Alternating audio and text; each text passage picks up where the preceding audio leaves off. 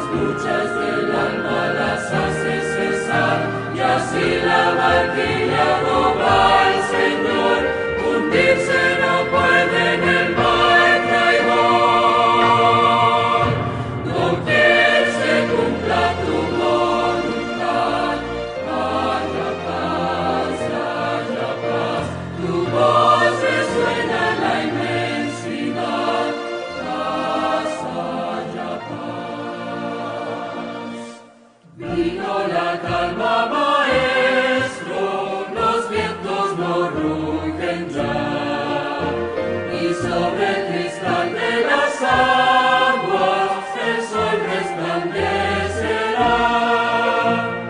Cristo, prolongas la calma, no me abandones más. Cruzaré los abismos contigo al puerto de eterna paz. Los vientos, las sombras oirán tu voz.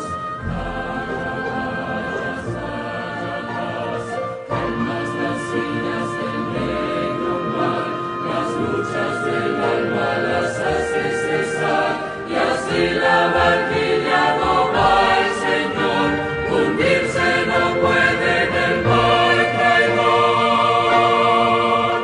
Doquier se cumpla tu voluntad, haya paz, tu voz resuena en la inmensidad, paz, haya paz.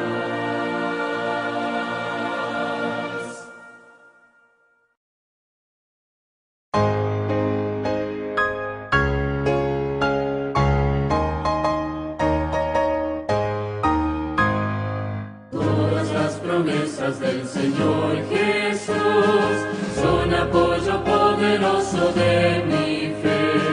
Mientras luche aquí buscando yo su luz, siempre en sus promesas confiaré.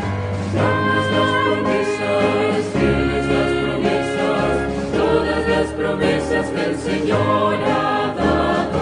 Grandes las promesas, fieles las promesas, en ellas yo por siempre confiaré.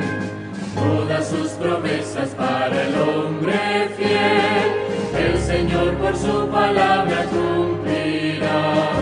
Y confiado sé que para siempre en Él, dulce paz mi vida gozará. Grandes las promesas, fieles las promesas, todas las promesas que el Señor ha dado. Grandes las promesas, fieles las promesas, en ellas yo por siempre confiaré.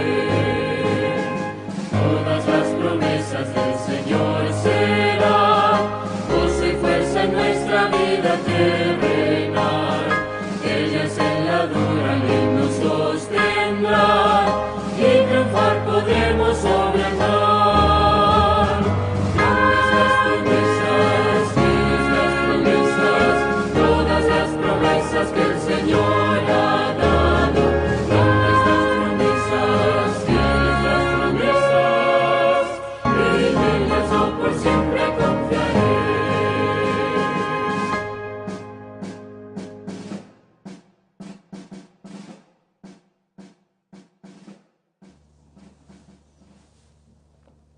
Bendiciones, mis queridos hermanos. Estamos de regreso nuevamente acá en su programa La Biblia Responde. Bienvenido, pastor, nuevamente. Gracias. Y luego de haber alabado al Señor, adelante con el tema, pastor. Muy bien, recordemos lo que había pasado. Habíamos tenido, pastor, hermanos, el concilio de Calcedonia, en el cual se habían condenado las posturas de Nestorio, entre otras, ¿verdad? Y toda la pugna que había habido alrededor de este concilio. Ahora empiezan a darse algún tipo de situaciones. El concilio de Calcedonia fue en el 451. Ahí se condenó propiamente el monofisismo, como bien ya recordamos, ¿verdad? Esa idea de decir de que había una sola naturaleza en Cristo. Entonces se condena el monofisismo y se establecen las dos naturalezas de Cristo, tanto la naturaleza divina como la naturaleza humana. Pero a pesar de que se condenó esto en Calcedonia, en el concilio de Calcedonia, seguía esta doctrina, la del monofisismo, teniendo gran fuerza, especialmente en Egipto y alrededor de todas esas zonas. El emperador ahora, en El emperador era Justiniano I, muy conocido por muchas cosas que hizo. Ya ¿verdad? son tiempos de Justiniano. Ya estamos en tiempos de Justiniano, ya es el siglo VI. Emperador clave. Sí, luego tenemos que estudiar propiamente lo que hizo Justiniano. Exactamente. Más allá de lo que sucedió en este concilio. Nos toca hacer en el próximo programa un paréntesis en cuanto a los concilios y concentrarnos en Justiniano, lo que sucedió especialmente en el 538. Exactamente. Muy bien, es emperador Justiniano, y Justiniano, al ver de que en Egipto, en esa zona, está muy fuerte la presencia del monofisismo, que se predica con fuerza el nestorianismo, él se da cuenta de que puede haber un cisma en la iglesia, porque Egipto era considerada una zona muy fuerte. ¿Y cuál era el problema? Había un problema político si empezaba una fricción o una división de la iglesia. Porque recordemos de que la iglesia estaba unida al Estado. Ya había esta unión de iglesia y Estado. Ya no existía para este tiempo el Imperio Romano de Occidente. Ya había caído en el 476. Así que la única figura, aunque ya tenía muy poco poder los emperadores del Imperio Romano de Occidente, la principal figura ya era, desde hacía ya bastante tiempo, el emperador romano de Oriente, que en este caso ya era Justiniano. Ya había poder político real del Papa, ya en este tiempo sí ya Papa, Pedro Apóstol Pontífice Augusto. Ya él era el encargado no solamente de ser la cabeza visible de la iglesia, como lo estableció Justiniano en el 538, sino que también ostentaba el poder civil en Roma y en lo que era la península itálica. Ahora, cuando ya hay fusión de la iglesia con el Estado, oficialmente, esto a partir del 538 principalmente, pasa lo siguiente: todas las decisiones eclesiásticas van a afectar al Estado, porque ya están amalgamados. Entonces, Egipto siempre fue una zona muy delicada y a tratar con mucha cautela, porque era el granero del imperio. Los granos que se producían en Egipto eran los que sostenían principalmente al imperio. Así que si en Egipto había un cisma eclesiástico, se iba a extender a un cisma civil que iba a causar hambre en todo el imperio. Así que Justiniano, viendo esto, decide que es hora de tomar cartas en el asunto, no puede dejar pasar más el asunto. Así que él trató de atraerse a los monofisistas con un edicto en el año 543. Recordemos que estamos hablando de apenas 5 años del decreto del 538, cuando establece al obispo de Roma como la cabeza visible de la iglesia cristiana. Entonces lo establece. ¿Y cómo se llama este edicto? El edicto se tituló Los 3 capítulos. Esa era la forma en la que Justiniano había nombrado el edicto. Ahí se condenaban las enseñanzas de 3 obispos nestorianos. Por eso se le llamó los 3 capítulos, por la condena a las enseñanzas de 3 obispos nestorianos: Teodoro de Moxuestia, Teodoreto de Ciro y también Ibas de Edesa. ¿Por qué? Porque estos 3 obispos estaban enseñando fuertemente la doctrina de Nestorio, la doctrina nestoriana. Recordemos que en el concilio de Calcedonia habían logrado que la no condenación del nestorianismo. Aunque sí se había condenado el monofisismo, no se había condenado propiamente el nestorianismo, aunque sí se discutió fuertemente. Es necesario que entendamos qué es el nestorianismo. ¿Qué es el nestorianismo, padre? ¿Qué era lo que enseñaba Nestorio? Nestorio enseñaba la idea de que en Cristo sí habitaban 2. A diferencia del monofisismo. A diferencia del monofisismo. Okay. Pero la forma en que habitaban eran así. Eran 2 entes separados. Estaba el ser humano y estaba también el el Cristo divino que hizo posesión del ser humano. Algo así como un dualismo. Un dualismo, exacto, pero dentro de un mismo ser. ¿Qué pasa? Según el nestorianismo, Cristo, Dios, tomó posesión de este cuerpo humano. De tal forma que el que hizo los milagros no es el mismo que sufrió en la cruz del Calvario. No es el mismo que murió. Esa era básicamente la enseñanza de Nestorio. Es interesante notar que en estos concilios, como hemos ido viendo, siempre la figura de Cristo está en controversia. Está en controversia. Es decir, no logran atinar propiamente a cómo es Cristo, a quién es Cristo. Y cada vez que logran tomar o dan un edicto o una condena a un tipo de creencia, surge otra. Así es. Surge otra. Y esto es importante porque hay un fuerte ataque de Satanás hacia quién es Cristo. Hacia quién es Cristo. Aún en los días de hoy. Aún en los días de hoy, aunque muchos predican de Cristo, muy pocos saben quién es Cristo realmente. Y mucha gente ataca el tema de la divinidad de Cristo, aún en círculos adventistas y círculos de muchas iglesias. Sí. Y muchas iglesias empiezan a hablar de un Cristo creado. Muchas iglesias hablan de un Cristo caído.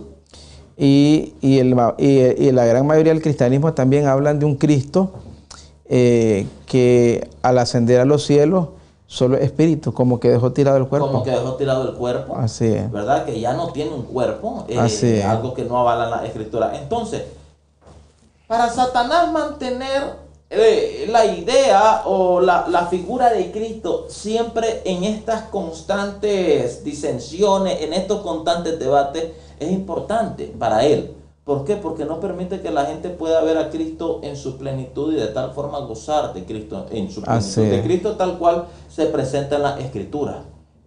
¿Por qué? Porque prefiere hacer que la gente se diluya en este tipo de debates que no van a llevar a ningún lado. Lo mismo pasaba. Ahora, al tomar la figura de Cristo vamos a notar, como lo hemos venido haciendo en otros concilios, que mientras se diluían en el debate sobre Cristo y nunca dejaban nada claro sobre él, iban exaltando cada vez a María e iban introduciendo, y estos concilios servían para introducir otro tipo de enseñanza. Había basado en que estaban tratando de entender quién era Cristo y de limpiar el nombre de Cristo, la figura de Cristo. Iba surgiendo mucho la mariología, ¿verdad? Así es, definitivamente. Y esta no fue la excepción.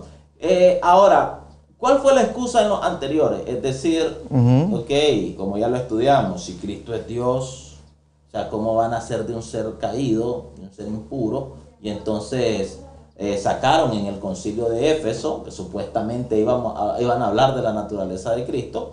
En el concilio de Éfeso terminan llamando a María, Madre de Dios, le dan el mismo título que a Diana, que a Artemisa, que a Tocos, ¿verdad? Que es Madre de Dios, creadora. Un término un término pagano totalmente, de una deidad pagana que se le atribuyen a ella, y empiezan a hablar, como lo veremos, y hay un anatema en este concilio, acerca de María como la que tiene que ser la pura.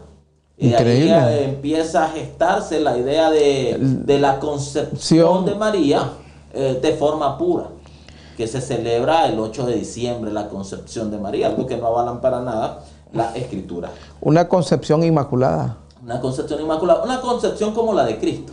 Claro, porque ese es el problema que pasa cuando te vas enredando en la Biblia.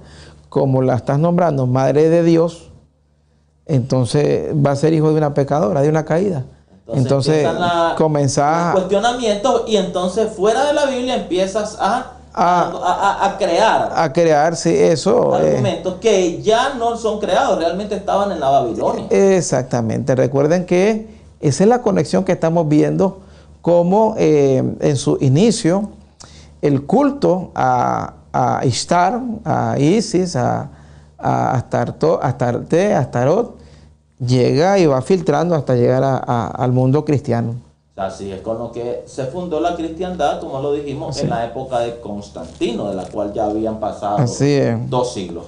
Entonces, están estos 3 obispos enseñando la doctrina de Nestorio, el nestorianismo, y el emperador Justiniano decide condenarla en el edicto de los 3 capítulos, a las enseñanzas de estos 3 obispos.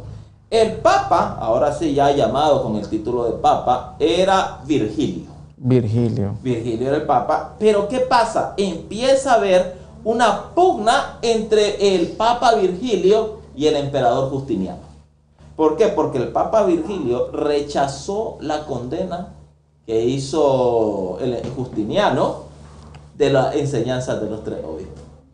Y esto empieza a generar gran fricción. Así que el emperador va a obligar más adelante a Virgilio a llegar a un concilio donde él no quería llegar, que era el de Constantinopla. Como veremos más adelante, lo obliga y hace de que él se sume a la condena de los 3 capítulos. Pero vamos a ir un poco antes de lo que estaba pasando. Muy bien, ¿qué sucede? El Papa no estaba de acuerdo con el emperador, que lanza los 3 capítulos. Okay. Y deciden esta fricción en la cual van de uno con los otros, va haciendo que haya una fricción entre Occidente, que apoya a Virgilio. Recordemos que Virgilio no solamente tiene el poder sobre la iglesia como cabeza visible, sino que se le había otorgado también poder civil como el jefe de Estado de Roma. Así de que hay mucho poder en Virgilio. Y esto va creando una fricción entre Occidente y Oriente. Entonces, decidieron, para acabar con esa fricción, Virgilio por un lado, Justiniano por el otro lado, acordaron celebrar un concilio ecuménico, que es el concilio de Constantinopla II. Y que mientras no llegara el día de ese concilio, mientras no acordaran algo en ese concilio, nadie iba a tomar medidas unilaterales. ¿Qué quiere decir? No va a condenar, ni yo voy a defender, hasta que en el concilio se decida algo. Pero Justiniano, siendo emperador y sabiendo que el poder que ahora tenía Virgilio dependía del edicto que él había dado en el 538, decidió romper el acuerdo. Lo rompe en el año 551. ¿Cómo viene y se tituló? Él saca un decreto que se tituló Homología Tes Pisteos. La homología de las fes. Entonces, Homología Tes Pisteos. ¿Qué afirmaba? Él reafirmó la condena que había hecho de estos 3 obispos en el edicto de los 3 capítulos. Vino y saca Homología Tes Pisteos para venir y reafirmar la condena hacia ellos. Ahora, cuando Virgilio se dio cuenta de esto, protestó retirándose de la iglesia de Santa Eufemia, donde estaba él en ese momento. ¿Por qué? Porque en la iglesia de Santa Eufemia fue donde se había celebrado tiempo atrás el concilio de Calcedonia. Así que él estaba de esa forma simbólica recordándoles que había habido un concilio ya en Calcedonia donde el Nestorio y las enseñanzas de Nestorio como tal no habían sido condenadas. Habían sido condenados el monofisismo, pero no las enseñanzas de Nestorio, a pesar de que se discutieron. Pero fue más allá. Virgilio amenazó con excomunión a todo aquel que apoyara la condena que hacía Justiniano en los 3 capítulos. Entonces, esto generó aún mayor cisma, porque por el mismo decreto del 538, nombrándolo cabeza visible de la iglesia, se le daba poder, era el único que, en teoría, podía venir y excomulgar. Y esto era disimuladamente una amenaza hacia el propio emperador. Es decir, sigues con esto de la condena que hace en los 3 capítulos. Así y es. Voy a excomulgar. Y era tanto pastor, el asunto de esto de la excomunión, que le habían dado tanto poder que te excomulgaba del cielo. Sí, es que eso era la excomunión. La excomunión no era simplemente que ella no baja a la iglesia, formar parte de la iglesia. Ajá. Era, bueno, si dejas de formar parte de la iglesia, tú no tienes entrada en el cielo. Tomándose aquellos textos, obviamente, torcidos, de que a ti te daré las llaves. Las llaves, que no. Ahí ya usaban ellos las llavecitas, pastor. Ya. Ellos lo van usando desde antes, ya con el Consejo Cardenalicio. Recordemos de que los cardenales, viene de la palabra cardo, que quiere decir bisagra, la babilónica, y era una forma muy interesante porque, uno, ya existían en Babilonia, y dos, el Consejo Cardenalicio vino a ser lo que había sido en otra época el Senado romano, es decir, de ahí se tomaban decisiones, y ya tenían entonces la figura de las llaves. Las llaves, ya se consideraba que el Papa tenía las llaves para de la entrada al cielo o de la salida de él. Ya no se lo consideraba Cristo. Incluso he escuchado, pastor, que aún que puede, según esa enseñanza de ellos, puede estar en el cielo, pero él tiene el poder de sacarte del si cielo. Hay algo que no le gusta o que hiciste, te saca del cielo. De hecho, por eso es de que cuando yo me preparaba para el seminario, le pregunté a Monseñor, que era el que me estaba preparando, una pregunta interesante. ¿Por qué si alguien... En su formación católica. Sí, en mi formación católica yo me estaba preparando para ir al seminario, y entonces le pregunté a Monseñor, mire Monseñor, hay algo que no entiendo. ¿Por qué si la persona ya se murió y se supone que cuando se murió va al cielo o va al infierno, se tienen que seguir haciendo misas? O sea, ok, si estás en el purgatorio, ok, es para que la persona purgue y las misas ayuden durante el tiempo de purgación, sea menor y pueda entrar al cielo. Pero el que ya entró al cielo, ¿por qué hay que hacerle misa? Sí, ok, ya está en el cielo. Ya está. O sea, ¿qué pasa? Ya está salvo. ¿Habría que hacerle misa a él? Y la respuesta fue bien interesante y dice, sí, hay que hacerles misa, porque si no se les hacen las misas, son sacados del cielo. O sea, la estadía del cielo no es de una vez y para siempre. Wow. Hay que de alguna forma estar pagando la renta. Hay que estar pagando. Me dice, por eso es importante que sus familiares siempre estén haciéndoles las misas para que ellos puedan estar y permanecer en el cielo.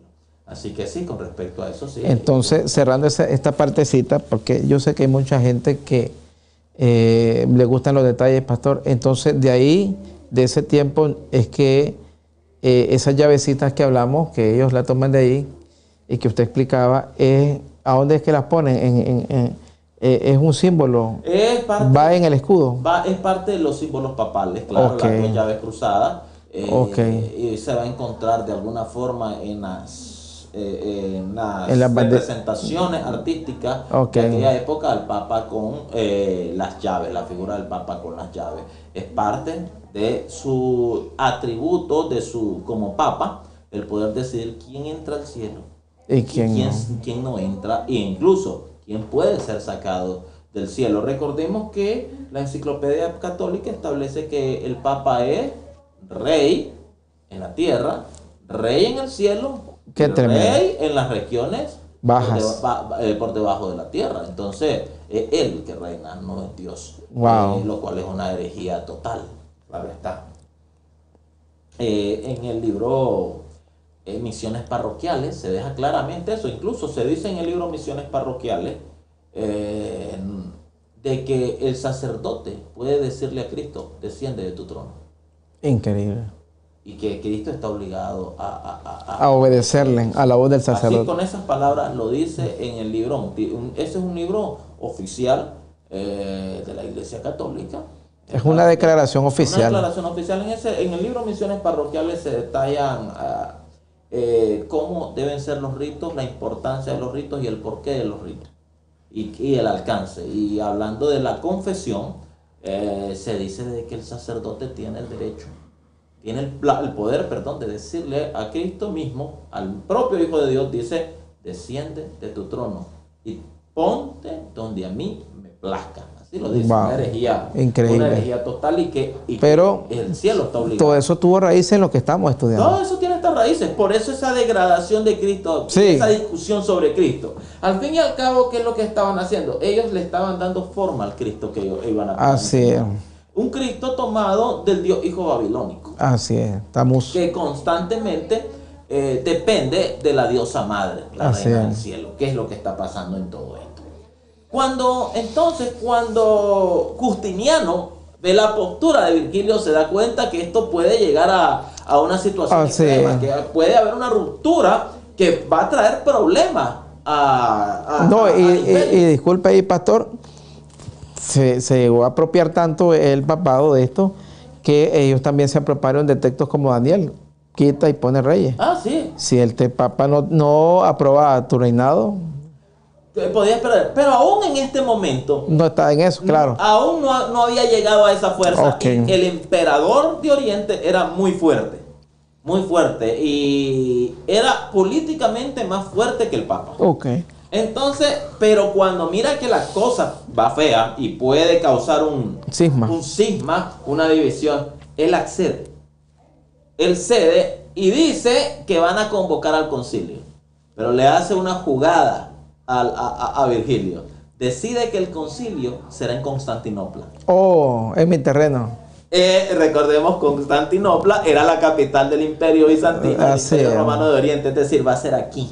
Tierra de Nestorio. Exactamente. Entonces, cuando a Virgilio se le dice eso, Virgilio se molestó. No le gustó que fuera ahí porque él sabía lo siguiente: si el concilio va a ser ahí, la mayoría de los que lleguen van a ser obispos de Oriente que apoyan a Constantino, dice. Entonces, se molestó. Y la postura de él, los obispos de Occidente iban a ser minoría. Y entonces, al final, no es un trato, como podemos ver, eran juegos políticos. No Al era final, un asunto de el Espíritu Santo sí, nos va a dirigir, de la Biblia. nada de eso. Estudiemos Es decir, la Biblia. Yo voy a venir. No, nada. Aquí no tenían que ver las escrituras, no tenía que ver el Espíritu Santo. Así es. Tristemente, este tipo de situaciones se sigue viviendo hoy. Eran los intereses, eran negociaciones políticas de regiones, de poder, de riqueza. Lo hago aquí porque me conviene. Así Voy a es. llevar a mis delegados. Correcto. Mis delegados, llevo a mis El delegados Congreso. mayoría. El Congreso. Nosotros conocemos muy Tengo muy tengo mayoría en la Tengo Junta. mayoría, entonces si toco el tema o no, lo voy a hacer aquí porque aquí tengo más gente. Entonces, se molestó tanto Virgilio porque sabía que él iba a tener menos delegados, por decirlo de alguna forma, iba a haber minoría, así que se negó a participar. Así es. Él se negó a ir. Así que quien iba a presidir el concilio era el recién electo patriarca de Constantinopla, Eutiquio. Obviamente, Eutiquio. el patriarca de Constantinopla, Eutiquio, muy cercano a Justiniano, y entonces él iba a presidir, porque recordemos que se había aprobado de que la segunda sede en importancia después de Roma era Constantinopla, ya Así se había es. aprobado en el concilio anterior. Por lo tanto, si no está el Papa de Roma, le correspondería al patriarca de Constantinopla. presidir. Y el concilio fue inaugurado entonces el 5 de mayo del 553 después de Cristo. Se inaugura el concilio. Llegaron apenas 168 obispos. De esos 168 obispos, 157 eran de las provincias orientales y solamente 11 de las occidentales. Claro, o sea, había una disparidad terrible, o sea, no había representatividad. Y el propio Justiniano decidió estar en el concilio, lo cual daba una mayor certeza de que su postura era la que iba a prevalecer. El decreto del concilio, entonces, se articula en dos partes. La primera de ellas es un género literario complejo y contiene la misma sentencia de los 3 capítulos que había dado anteriormente Justiniano. Y estaba mezclada con una breve crónica de los hechos, de todo lo que había pasado y una profesión de fe. Esa es la primera parte. Al fin y al cabo, se trataba de que repetir la condena que de estos 3 obispos que había hecho en los 3 capítulos Justiniano. La segunda parte, que la vamos a tratar de ver un poco más con pinzas, tenía 14 anatemas, 14 maldiciones. Los 10 primeros con contenido teológico, en teoría.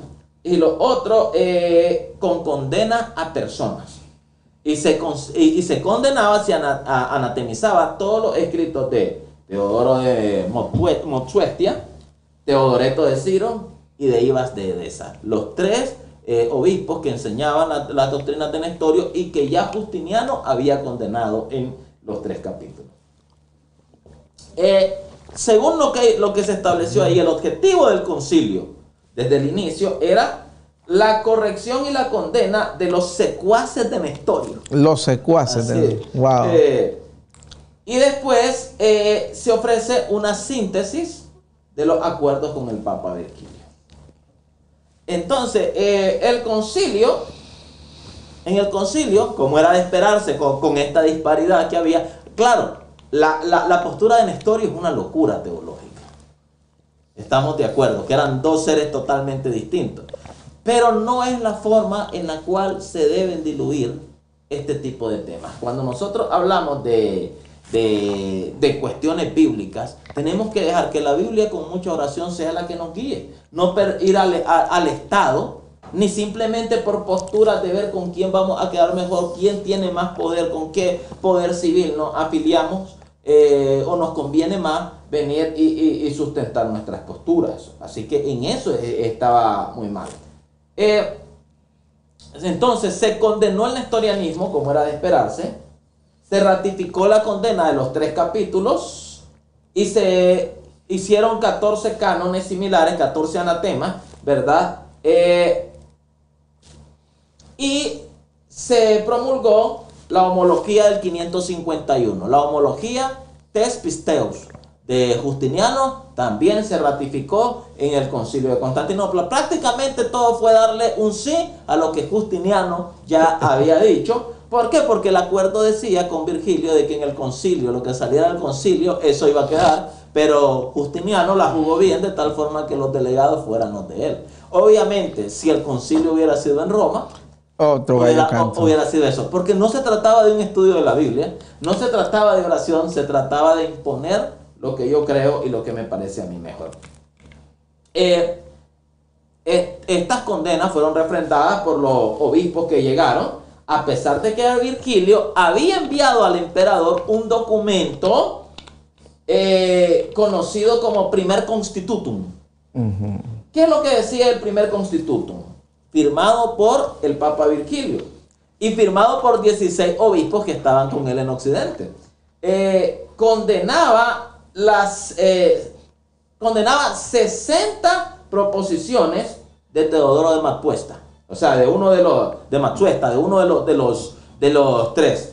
Pero no se condenaba ni a Teodoro de Ciro ni a Ibas de Edesa. Es decir, te condeno a uno, 70 de las enseñanzas de Teodoro de Motsuesta, pero no te condeno ni a Teodoro de Ciro ni a Ibas de Edesa, a uno de 3.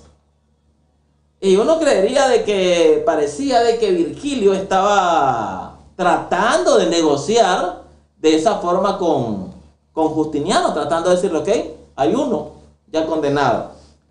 Pero la ley se impuso en el sentido del imperio, en el sentido de la fuerza, porque Justiniano reaccionó con una orden que jamás esperó Virgilio.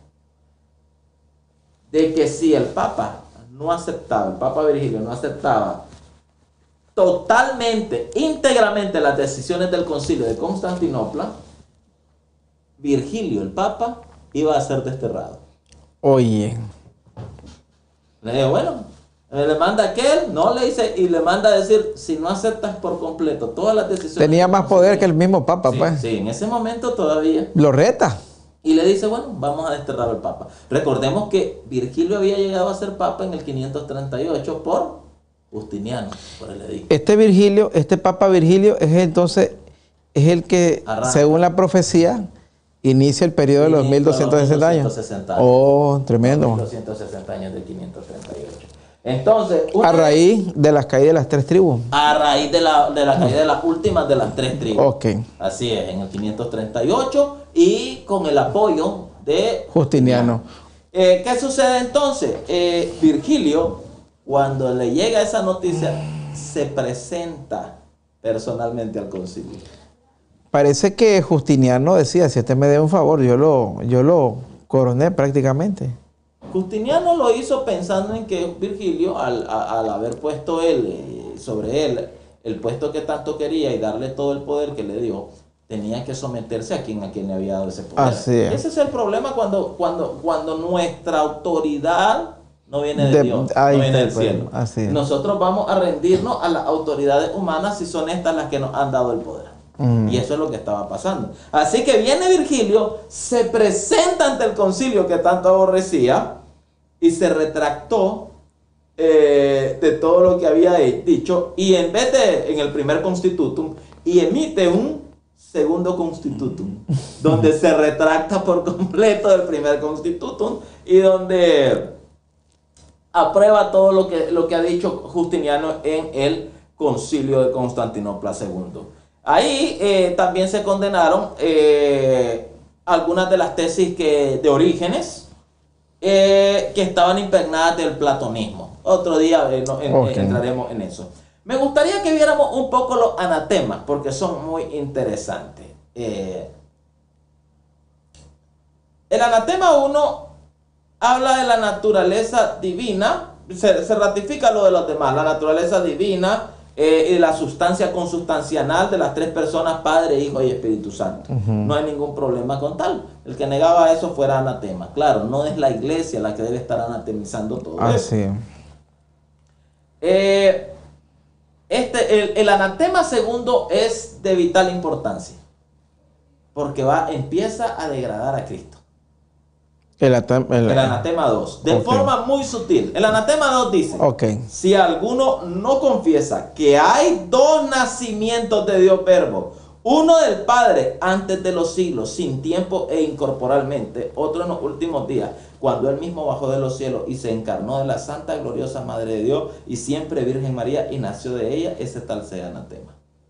Estamos de acuerdo con la segunda parte, pero es interesante que habla de dos nacimientos del Dios Hijo. Sí. Dos nacimientos del Verbo, del Dios Verbo. Ahora, como que si en algún momento no existió y es el Padre el que lo trae a la existencia. Él trae a la existencia. Ahora, en este caso, pastor, de la divinidad de Cristo y siendo pues fieles, como es nuestro programa, a la verdad, pues eso cambió, sí, ¿verdad?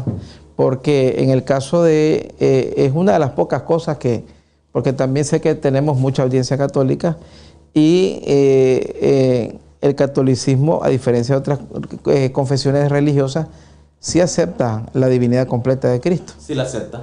O sea, al final en ese aspecto. En ese aspecto. Triunfó lo correcto. Con el problema de... Claro, llevó un proceso. Con el problema de que ponen los dos nacimientos.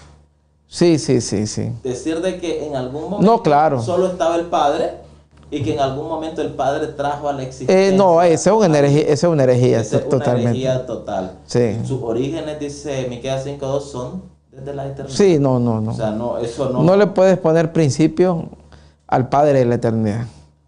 Así mismo, no se puede. O sea, Jesús. Pero me imagino que él ahí está aceptando todo. Virgilio está aceptando todo. Estos son los anatemas. Esto es parte de lo que se publicó en el concilio de Constantinopla. Dijimos que la primera parte tenía que ver con los 3 capítulos, la condena que se hacía en los 3 capítulos, principalmente con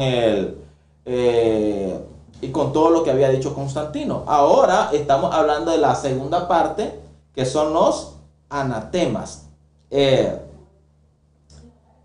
Es interesante el anatema 6. A ver.